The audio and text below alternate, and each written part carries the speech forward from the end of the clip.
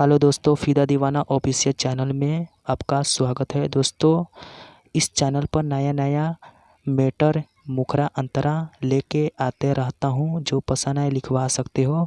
दोस्तों, मेरा चैनल पर नया नए हो तो चैनल सब्सक्राइब करके जाए, लाइक कर दे, कमेंट कर दे।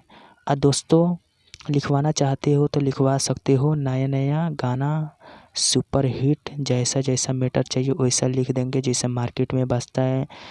तो दोस्तों, एक मुखरा एक अंतरा बताऊंगा अभी। दोस्तों, अच्छा लगेगा तो चैनल सब्सक्राइब करके जाइएगा, कमेंट कर दीजिएगा, शेयर भी कर दीजिएगा।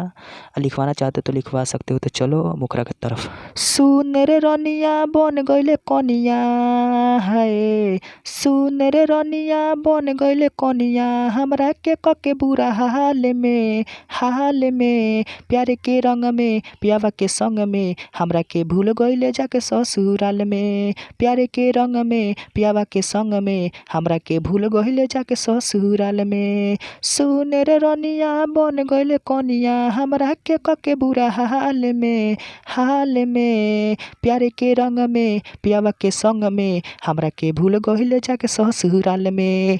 प्यारे के रंग में पियावा के संग में हमरा के भूल गईले जाके ससुराल में। तो दोस्तों, चलो अंतरा के तरफ चलते हैं। चैनल सब्सक्राइब कर देना। हम ना सोचले रहनी कबहू ऐसन खेला खेलबे रे, दिल तू लगा के हमरा से काहे ऐसन कैले रे। हम ना सोचले रहनी कबहू ऐसन खेला खेलबे रे, दिल तू लगा के हमरा से काहे ऐसन कैले रे। काहे हमके फसौले तू जाल में, प्यारे के रंग में पियावा के संग में हमरा के भूल गईले जाके ससुराल में। प्यारे के रंग में पियावा के संग में हमरा के भूल गईले जाके ससुराल में। तो दोस्तों, अंतरा मुखरा कैसा लगा दोस्तों बता के जाना। नए नए हो तो चैनल सब्सक्राइब करके जाना ऐसे नया वीडियो पाने के लिए।